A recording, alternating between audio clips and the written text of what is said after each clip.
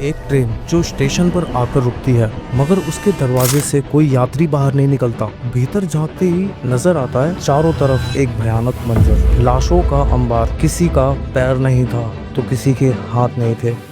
एक ऐसा मंजर जो किसी की भी रूह कपाने के लिए काफी था।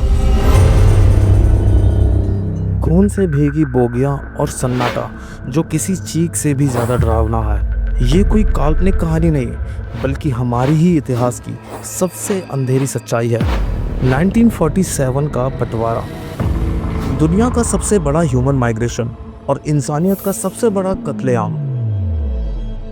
14 अगस्त 1947 भारत को टुकड़ों में बांट दिया गया, इंडिया और पाकिस्तान। कागज पर ये एक पॉलिटिकल डिसीजन था, पर ग्राउंड पर ये एक खूनी खेल बन गया।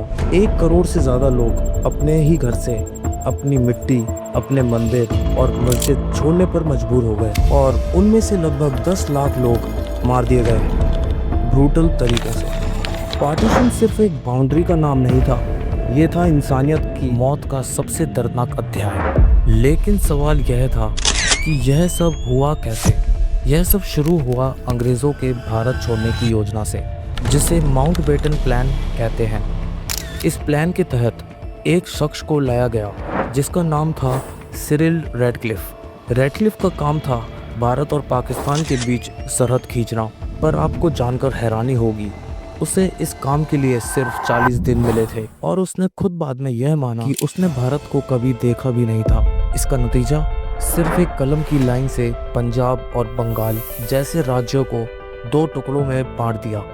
जैसे ही यह सरहद खींची गई, लोग जो कल तक भाई थे एक दूसरे को दुश्मन समझने लगे। पर यहाँ एक गहरा सवाल उठता है, क्या यह सब सिर्फ जल्दबाजी में लिया गया एक फैसला था, या फिर एक गहरी साजिश थी? बहुत सारे इतिहासकार यह मानते हैं कि अंग्रेज़ों ने जानबूझकर इस विभाजन को इतनी तेज़ी से अंजाम दिया ताकि भारत और पाकिस्तान कभी भी पूरी तरह से स्थिर ना हो सके। यह अंग्रेज़ों की कूद डालो और राज करो की नीति का आखिरी और सबसे खतरनाक दांव था। जब हैवानियत की हद पार हो गई, जैसे ही रैडक्लिफ लाइन खींची गई, पंजाब की धरती खून से लाल हो चुकी थी। जो लोग कल तक एक दूसरे के पड़ोसी थे, वो एक झटके में एक दूसरे के दुश्मन बन गए। इंसान के अंदर छिपी हैवानियत बाहर आ गई। शहरों और गांव में कत्लेआम शुरू हो गया। इतिहासकार इयान टैलबर्ट और गुरहरपाल सिंह ने अपनी किताबों में लिखा है, गर्भवती महिलाओं के पेट चीर दिए गए, मासूम बच्चों के सिर दीवारों से दे मारे गए, लोगों के अंग काटकर लटकाए गए, और पूरे के पूरे गांव आग के हवाले कर दिया गया। यह सब कुछ इतना भयानक था कि एक ब्रिटिश पत्रकार जिसने नाजी कैंपों में हुई बर्बरता देखी थी, उसने कहा था, विभाजन के दौरान हुई हैवानियत उससे भी कई ज्यादा खौफनाक थी। इंसानियत ने अपनी सारी हदें पार कर दी थी। जब ट्रेनें बनी, चलती फिरती शमशान घाट। उस दौर में लाखों लोगों के लिए ट्रेन ही उनकी आखिरी उम्मीद थी। उन्हें लगा था कि ये लोहे की पटरियां उन्हें मौत के मुंह से निकालकर सुरक्षित घर पहुंचा देंगी, पर इंसानियत ने यहाँ भी अपनी सारी हदें पार कर दी थी। ट्रेनें ही उनकी चलती फिरती कब्रगाहें बन गईं। सितंबर 1947 अमृतसर से एक ट्रेन निकली जिसमें 3000 से ज़्यादा मुस्लिम सवार थे। इस ट्रेन को लाहौर पहुंचना था, लेकिन यह कभी अपनी मंजिल तक नहीं पहुंची। ट्रेन के लाहौर पहुंचने से पहले ही उसे बीच रास्ते में रोककर उसमें बैठे सभी लोगों को बेरहमी से कत्लेआम कर दिया। उस पूरी ट्रेन में सिर्फ 200 लोग ही जिंदा बच पाए थे। 22 सितंबर को जब एक और ट्रेन लाहौर पहुंची, जिसे पाकिस्तान स्पेशल कहा गया, तो उस ट्रेन के डिब्बे में सिर्फ खून था। किसी भी यात्री की लाश नहीं थी। वो सब के सब मौत के घाट उतार दिए गए थे।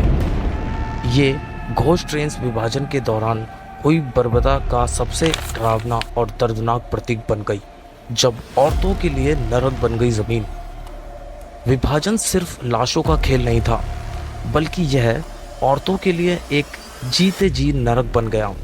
इतिहास की सबसे काली सच्चाई यह थी कि अनुमान के मुताबिक 75,000 से ज़्यादा औरतें हैं अपहरण, बलात्कार और जबरन धर्म परिवर्तन का शिकार बनी।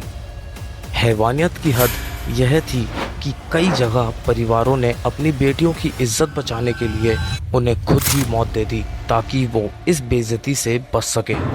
इतिहास में यह भी दर्द के साथ दर्ज है कि औरतों पर किया गया हमला सिर्फ उनका शोषण नहीं था, बल्कि यह पूरी कौम को अपमानित करने का सबसे बड़ा जरिया था। यह वो दौर था जब इंसानियत ने अपना सिर शर्म से झुका लिया था, जब मौत ने शहर शहर डेरा डाला। जो लोग किसी तरह अपनी जान बचाकर भागने में कामयाब हुए थे, उनके लिए भी आगे सिर्फ और सिर्फ दुख था। शहर शहर में लाखों लोग बेघर होकर रेफ्यूजी कैंप में रहने पर मजबूर थे। दिल्ली और लाहौर की ज़मीन पर जहां कभी चहल पहल थी, अब लाखों लोग भूखे प्यासे पड़े थे। बारिश, बाढ़ और बीमारियों ने हालात को और भी ज़्यादा बदतर बना दिया था। हैजा, पेचिश, चेचक जैसी बीमारियों ने अपना कहर बरसाना शुरू कर दिया था। चारों तरफ सिर्फ मौत ही मौत थी। बंगाल, जो 1943 के भयानक अकाल से पहले ही टूट चुका था, अब उस पर एक और मुसीबत आ पड़ी। पूर्वी पाकिस्तान से 15 लाख से भी ज्यादा शरणार्थी वहां आ चुके थे। जब कत्लेआम एक खेल बन गया। ये सब सिर्फ अचानक फूटी हुई हिंसा नहीं थी, बल्कि कहा जाता है कि ये सिर्फ पहले से ही प्री प्लान था। सिख, हिंदू और मुस्लिम संगठनों ने अपनी अपनी निजी सेनाएं, प्राइवेट आर्मरीज बना ली थीं और ये सेनाएं खुलेआम लोगों को कत्लेआम कर रही थीं। यहाँ तक कि पाकिस्तान स्पेशल जैसी ट्रेनों की जानकारी भी खुलेआम लाउडस्पीकर पर दी जाती थी ताकि हमलावर उन पर आसानी से हमला कर सकें। और यह सब तब हुआ जब ब्रिटिश सरकार ने जानबूझकर बंटवारे की तारीख को 10 महीने पहले कर दिया। माउंटबेटन चाहते थे कि ब्रिटिश जल्दी से जल्दी भारत से निकल जाएं, फिर भले ही इंसानियत का जो भी हश्र हो। इसी दर्द को देखते हुए महात्मा गांधी ने कहा था, यह आज़ादी नहीं, यह तो हमारी मातृभूमि का टुकड़ा टुकड़ा कर देना है। पार्टीशन ने सिर्फ सरहदें नहीं खींची थी, बल्कि इसने दो देशों और लाखों दिलों के बीच एक ऐसी खाई पैदा कर दी थी जो आज तक नहीं भरी है। इसने भारत और पाकिस्तान के रिश्तों में जहर घोल दिया। लाखों परिवार हमेशा के लिए बिछड़ गए। कई लोग जो आज भी नहीं जानते कि उनके अपने किस देश में हैं और क्या वे जिंदा भी हैं या नहीं। आज भी जब कोई इन कहानियों को सुनता है तो दिल दहल जाता है। ये सिर्फ इतिहास नहीं, बल्कि एक ऐसा जख्म है जो पीढ़ियों से चला आ रहा है और आज भी ताज़ा है। इतिहास का सबसे बड़ा घाव। आज भी जब मैं किसी पुराने रेलवे स्टेशन से गुजरता हूँ तो ऐसा लगता है मानो उन घोस्ट ट्रेन्स की चीखें आज भी हवा में गूंजती हैं। विभाजन सिर्फ इतिहास की एक घटना नहीं है, बल्कि यह इंसानियत के लिए बहुत बड़ा दर्द है। ये कहानी हमें एक सबक सिखाती है कि जब नफरत राजनीति का सबसे बड़ा हथियार बन जाती है तो इंसानियत सबसे पहले मरती है। यह उन लाखों लोगों को एक श्रद्धांजलि है जिन्होंने अपने वतन के लिए अपनी जान दे दी। तो दोस्तों, अगर इस दर्दनाक कहानी ने आपके दिल को छुआ है तो इसे सिर्फ एक वीडियो ना समझें।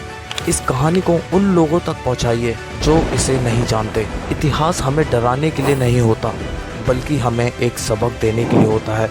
यह कहानी हमें यह भी याद दिलाती है कि नफरत कभी किसी को कुछ नहीं देती, सिर्फ तबाही और बर्बादी लाती है। शायद यही सबक हमें आने वाले समय में एक बेहतर और शांत भविष्य बनाने में मदद कर सके। धन्यवाद।